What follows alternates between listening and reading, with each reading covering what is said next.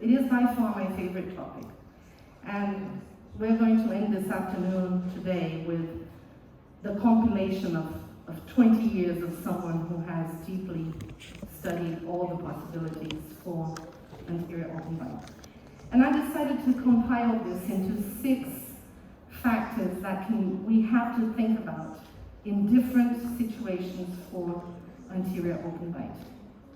And these factors are occlusion, stability, function, smile aesthetics, facial aesthetics, and finally, treatment modality. And let's go on to each one. Oops, what happened here? I lost you.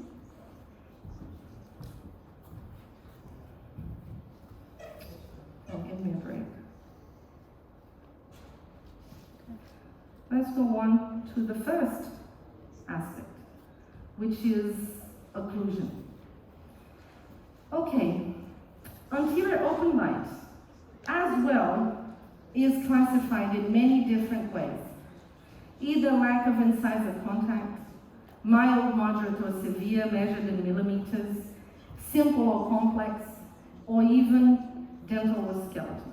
All of these are taught to us day one in our orthodontic courses. Simple or complex is anterior and anterior and posterior, dental or skeletal if it's only teeth or jaws as well. And it can even come with, if it has overlap or without overlap. That's a classification by Moyers. So all of these things may belong to an open bite. But what is common to all of these classifications, even with or without an overlap?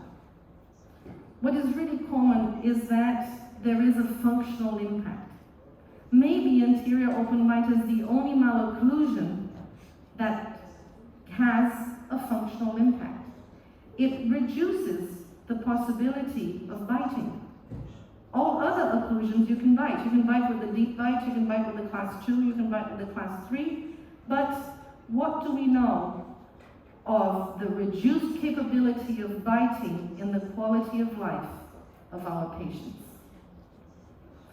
So studies have evaluated quality of life. This study was published recently by a group in Spain. I would say it's quite a limited study. It doesn't have a very good design where they evaluated or compared quality of life of patients with normal occlusion and those with anterior open bite. The interesting aspect of this paper, nevertheless, is the fact that the quality of life which was decreased was always punctuated on the functional aspect. So I believe that patients that have an anterior open bite, their main complaint is not that they look ugly, because you can have all these different open bites. Patients that have an open bite, their main complaint is, I can't bite. And the same thing was seen with children. This study performed by a group of Brazilians that treated anterior open bites with palatal cribs show an increase in the scoring for quality of life. That means quality of life was worse in non-treated patients, while the blue line, a decrease in scores, showing that patients really did feel better after treating anterior open bites with palatal cribs. So there is an impact on how we feel when we have an anterior open bite. And why is anterior guidance so important? Is it just biting? We talked about this with the deep bite, that we need a certain amount of incisor inclination, a certain amount of overjet and overbite, and this will depend on the combination of the slope of the articular eminence and the height of your posterior cusps. But really, why do we need incisor guidance? Why do we need this? That will vary from larger overjets will need greater incisor inclination, larger overbites will need less incisor inclination, and higher cusps will need greater disocclusion. But why do we need this? What do we orthodontists do? We treat our patients. We show, look at this open bite. I treated it like this with whatever, with super miraculous NASA wires, whatever. And this is how they look. Fine. This is 8 years post-treatment, perfect. But do I have adequate, protective, mutual protective occlusion? The fact of having just overlap doesn't mean that you have achieved mutual protective occlusion. And this is the bad thing about all our researchers on anterior open bite. All of them only look at it in a static occlusion. And we don't know if we have achieved what we really need, which is dynamics, posterior disocclusion, exactly. So, why do we need anterior guidance? We need anterior guidance because we need to protect teeth from anterior wear. We have to decrease jaw muscle activity, and we also have to decrease the forces on anterior teeth, as I showed you on the deep bite. But decreasing protrusive and lateral stress will reduce wear on which teeth? Posterior teeth. So no anterior guidance leads to posterior interferences, which is the cause of posterior occlusal wear. So when you have anterior open bite patients such as this one, don't tell me that this patient has bruxism, because he doesn't. What does he have? Lack of anterior guidance. So correcting an anterior open bite is not a matter only of looking at a slide and saying, look, it looks wonderful because it's got overlap. Look, it looks wonderful because it's got anterior guidance, posterior disocclusion, and I am protecting the posterior teeth from wear. So it has to do, once again, with health, with maintaining patients' integrity of their tooth substance. And we all know we can't grow enamel again. So this is not bruxism, this is lack of anterior guidance. So, occlusion or anterior open bite is associated to a reduced capability of biting, which can affect quality of life, and lack of anterior guidance, which can reduce tooth structure in the posterior region. Therefore, when we think about anterior open bite patients that arrive to your practice complaining that they can't bite, stability is a factor of great importance. Because if there is relapse, what is the first thing they're going to notice? They're not going to notice that their teeth are crooked. They're going to notice that they're not biting anymore. And they're going to come to complain. So what do we know about stability of anterior open bite? I divided treatments or treatment possibilities of open bite into 3 different possibilities, according to the tissues that we are going to approach. It can be a myofunctional approach, where we will be treating muscles, either by speech therapy, or cribs, or spurs, or even surgical reducil of the tongue, glossectomy.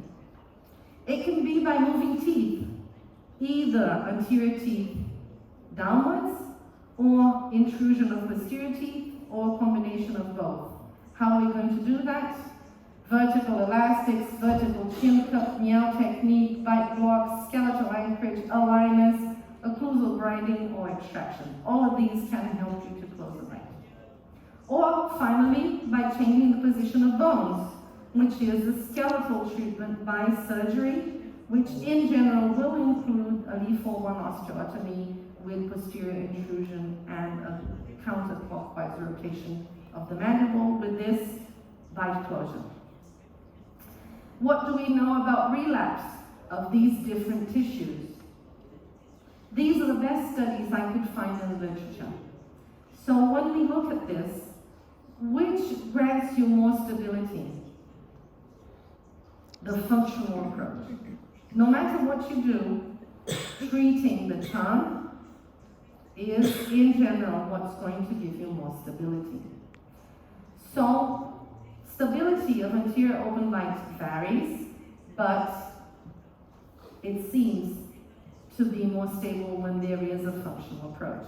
And we have to remember that all of these studies evaluated only static occlusion. So we have another topic in the future, is to evaluate the stability of these patients in dynamic occlusion. So let's have a look at function and how function can impact the anterior open bite. Another camera moment for all of you to take a picture.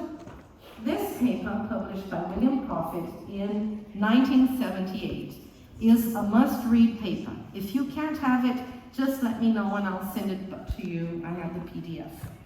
What William Prophet wanted to know is what maintains our teeth in place. And he used these force transducers all over the mouth so he could know where the forces were applied to and how they maintain teeth in place. And he arrived to the very simple conclusion that the primary factors in equilibrium are the resting pressures of the tongue and the lips and of dental occlusion itself. So when we have a malocclusion, that is the most stable occlusion that we can have because it's associated to all our functional matrices. So when you think about an anterior open bite, if teeth are not in contact with each other, they have to be in contact with something else. They don't float. That's Newton's law of motion or of equilibrium. You have to have balance between all forces, otherwise teeth continue moving. And we know that from prosthetic dentistry. If you lose a temporary restoration and you don't go back to your doctor, in 2 or 3 months, the final restoration will not fit because teeth try to be in contact with something else. So you can see on the bottom 2 different shapes of mandibles because of 2 different situations of tongues. A patient without a tongue, and you can see the constriction of the lower arch, and a patient with a very large tongue, and you can see the expansion of the upper arch. So really, we can have abnormal pressure on children and teeth or in grown-ups and teeth by 3 main factors. Either sucking habits, mouth breathing, or tongue posture. And these will all lead to anterior open bites. Let's begin with the first one, and easiest one. We all know the association is very clear between sucking habits and anterior open bite. We know that it will cause maxillary constriction, anterior open bite, retroinclination of lower incisors. Its frequency is between 24 to 38% of children above 5 years of age. And treatment can include orthodontic appliances such as cribs or psychological positive or negative reinforcements. We do know that these treatments are effective. What we don't know is when to start them, how long we have to keep them, and which one is the best one. Believe it or not, there's no protocol. So this is another study that I'm beginning at the Rio de Janeiro State University. We are working with young children where we are placing cribs for thumb suckers above the age of 8. And they have to fill out quality of life questionnaires so that we know what is the psychological impact of the abrupt removal of the habit on an 8-year-old child. Because we do this all the time. We don't know the consequences. We don't know how they feel. We don't know how disruptive it is. The second thing is we're removing these cribs with 3 months of use. And we want to know if 3 months is enough to remove a habit, because there's no protocol for that either. Not even in the psychological studies. And we do it all the time. What do we do in our practice? Has he stopped? Has he stopped? Has he stopped? And we remove it empirically. Anyway, mouth breathing is the second indirect factor. It's associated to anatomic obstructions, allergies, neuromuscular diseases, or as a consequence of a thumb sucker who learned, or a pacifier sucker, who learned how to breathe through their mouth. The effects are very similar to thumb sucking, which is the constriction of the maxillary arch, open bite, a retrognaathic mandible, and an increased facial height.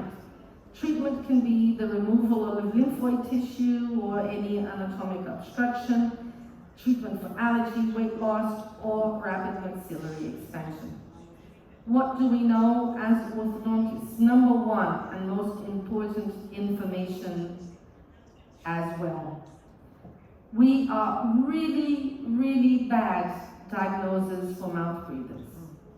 This study published in the AJODO in 2017 compared the results of a rhinometry. Do you know what a rhinometry is? It's what measures the amount of air that goes through the nose. And the evaluation that we do in our practice, be it with cotton wool, with mirrors, with water in the mouth, we under-evaluated most of the mouth breathers. So my patients that have anterior open bites, they go to the ear, nose, and throat doctors for a breathing evaluation, no matter what they do, even if they are thumb suckers, because I know that is a secondary habit.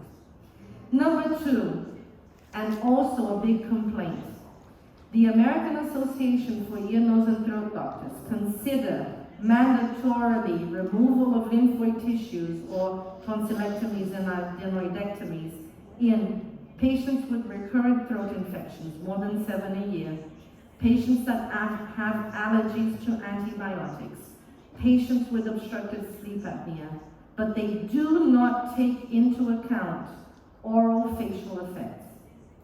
And sometimes we have anterior open bites and maxillary constrictions due to obstruction of lymphoid tissues with less than 7 infections a year, and they usually don't remove the lymphoid tissue because they say it's going to decrease in size.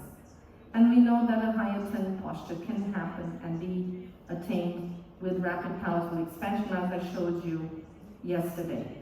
So when I have mouth breathers, you saw this case yesterday, if they have been already treated by the ear, nose, and throat doctor, and there's nothing else to do, a rapid maxillary expansion will help, as I showed you yesterday.